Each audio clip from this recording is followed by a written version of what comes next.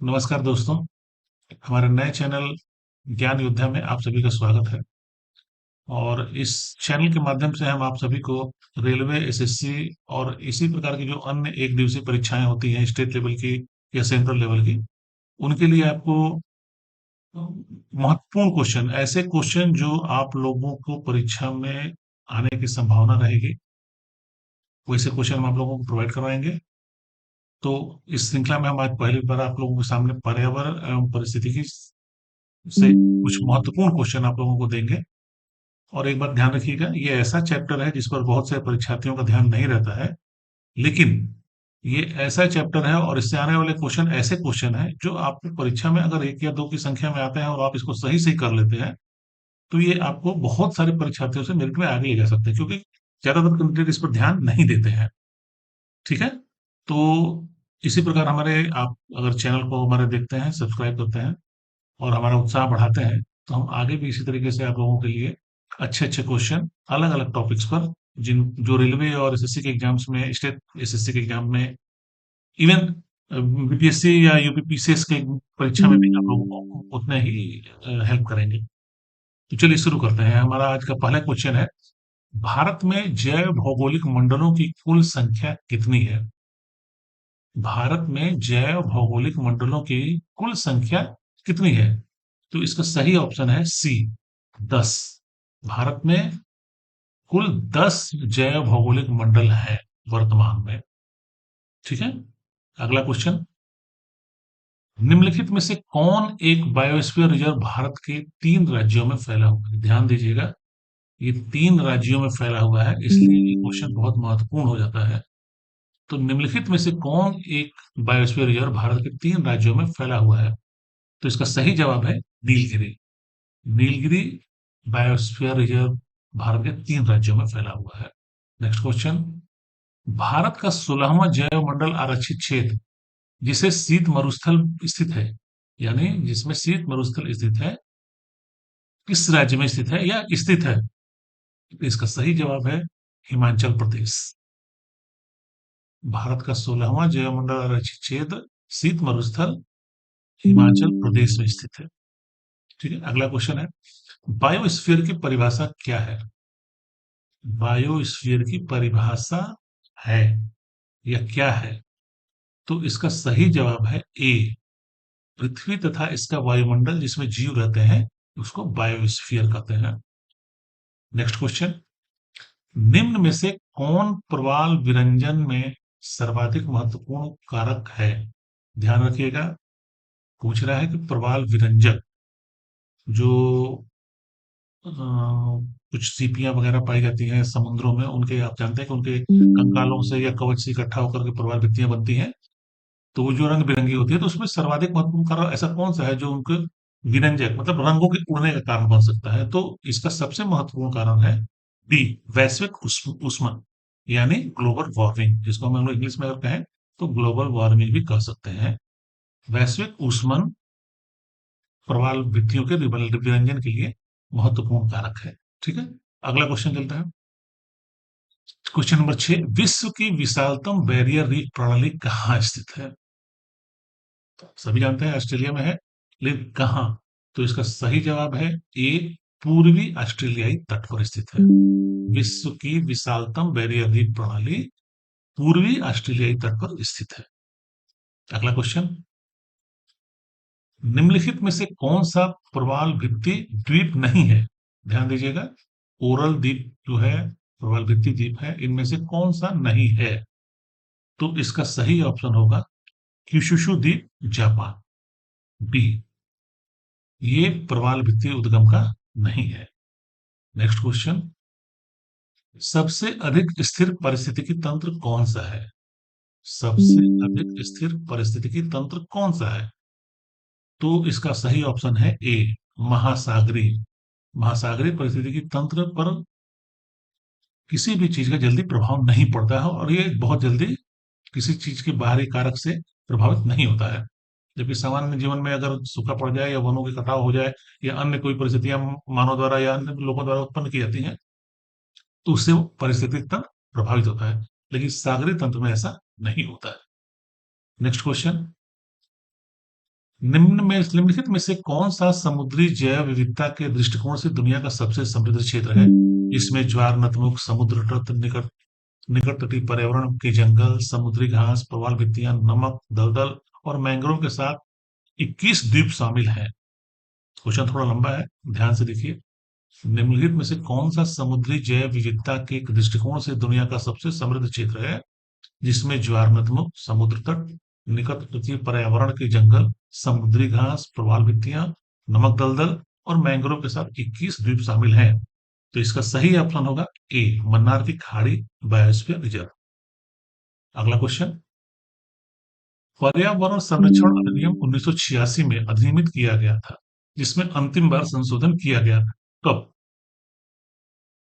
तो इसमें से कोई भी ऑप्शन सही नहीं है। इसका सही जवाब होगा ऑप्शन डी। अंतिम बार संशोधन जो पर्यावरण संरक्षण अधिनियम 1986 भारत में अधिनियमित किया गया था 1986 में, उसमें अंतिम बार संशोधन 1991 में किया गया था और वो लागू 1992 से था। तो एक ऑप्शन तो 1992 दिया हुआ है, लेकिन कब हुआ था 1991 वो इसमें नहीं दिया हुआ है। 1991 में पहला संशोधन हुआ था और वो 1992 में लागू हुआ था, लेकिन यहाँ पूछ रहे थे सिर्फ कि अंतिम बार संशोधन कब किया गया था, तो इसका सही आंसर होगा डी, उपरोक्त में से कोई नहीं। अगला क्वेश्चन देखते हैं, पर्यावरण संरक्षण अधिनियम ईपीए को अन्य किस नाम से जाना जाता है? ध्यान से देखिए क्वेश्चन, पर्यावरण संरक्षण अधिनियम ईपीए को अन्य किस नाम से जाना जाता है? तो इसका सही जवाब है ए, छाता विधान।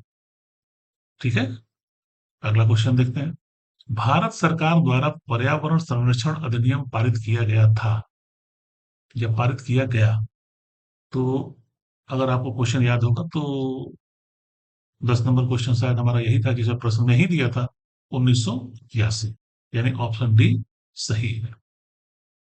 अगला क्वेश्चन देखते हैं, भारत में पर्यावरण मंत्रालय की स्थापना कब किया गया था? क्वेश्चन नंबर क्या है? क्वेश्चन, भारत में पर्यावरण मंत्रालय की स्थापना कब किया गया था? तो इसका सही ऑप्शन है डी, 1985 में। अगला क्वेश्चन देखते हैं, वर्ष 1962 में प्रकाशित पुस्तक साइलेंट स्प्रिंग, जिससे विश्व के पर्यावरणीय आंदोलन को गति मिली, के लेखक कौन थे? वर्ष 1962 में प्रकाशित पुस्तक साइलेंट स्प्रिंग, जिससे विश्व के पर्यावरणीय आंदोलन को गति मिली, के लेखक हैं? तो इसका सही ऑप्शन है सी, रचेल कार्सन। रचेल कार्सन के द्वारा 1962 में साइलेंट स्प्रिंग नाम की पुस्तक लिखी गई थी।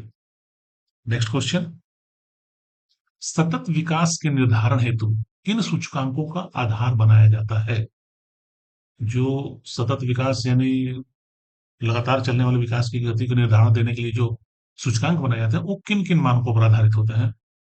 तो उसका सही जवाब है डी, उपर्युक्त सभी, यानी पारिस्थितिकी, सामाजिक और सांस्कृतिक और आर्थिक, ये तीनों जो सूचकांक हैं, इनको तीनों को आधार बनाया जाता है उसको निर्धारित करने के लिए। अगला क्वेश्चन, जोहान्सबर्ग में सतत विकास सम्मेलन किस वर्ष आयोजित हुआ था? क्वेश्चन नंबर 16 है कि जोहान्सबर्ग में सतत विकास सम्मेलन किस वर्ष आयोजित किया गया था? तो इसका सही समाज सवाल का जवाब है सी, 2002 में। 2002 में जोहान्सबर्ग में सतत विकास सम्मेलन आयोजित किया गया था। 17 नंबर क्वेश्चन है, सतत विकास क्या है? सतत विकास क्या है?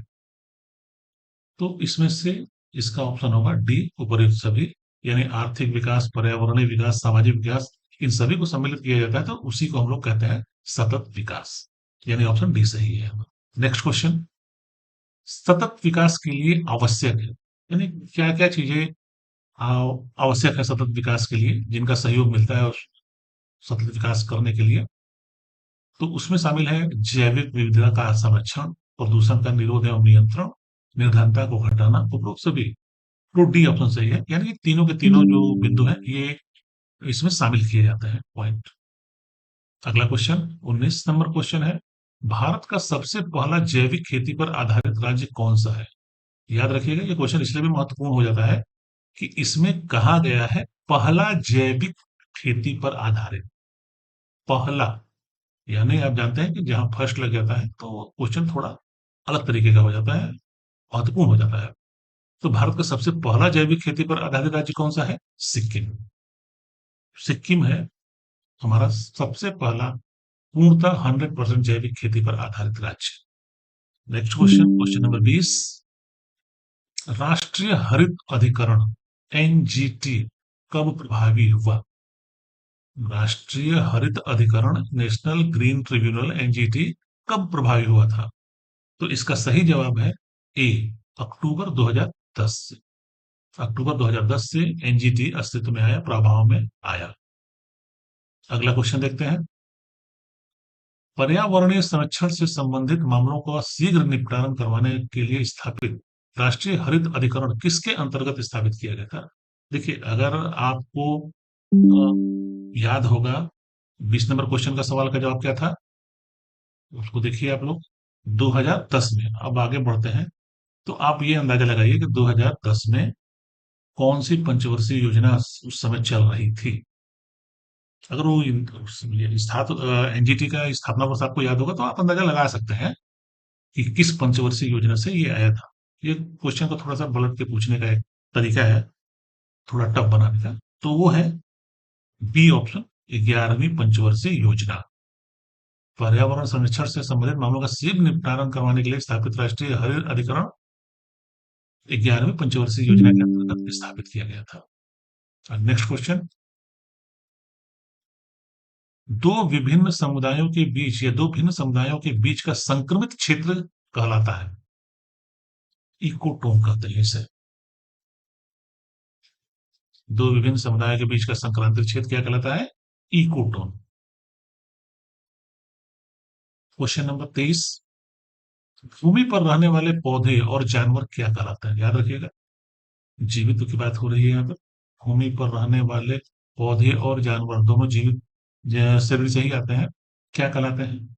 तो ऑप्शन बी, स्थलीय निवासी। ठीक है, सीधे सीधे बोल रहा है सवाल में कि भूमि पर रहने वाले। तो भूमि पर रहने वाले को हम लोग क्या कहते हैं? स्थलीय ही कहते हैं। तो सही जवाब क्या? बी। नेक्स्ट क्वेश्चन देखते हैं हम लोग।